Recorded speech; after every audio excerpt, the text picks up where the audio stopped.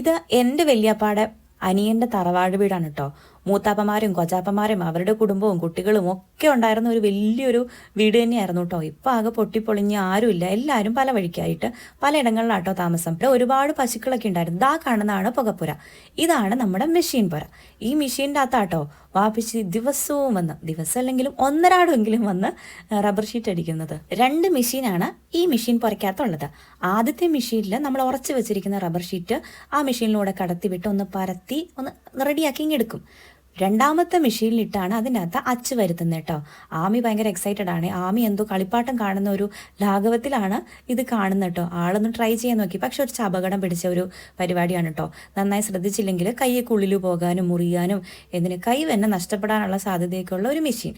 വാപ്പിച്ച് എന്തെങ്കിലും പണിക്കിറങ്ങിയിട്ടുണ്ടെങ്കിൽ കണ്ണും മൂക്കും ഉണ്ടാവില്ല, ഭയങ്കര ധൃതി പിടിച്ചായിരിക്കും ഓരോന്ന് ചെയ്യുന്നത്. അതുകൊണ്ട് ഉമ്മിച്ചിക്കാണ് ആദ്യം മുഴുവൻ കേട്ടോ. അതുകൊണ്ട് തന്നെ നിഴല് പോലെ എപ്പോഴും പുറകെ ഉണ്ടാവും.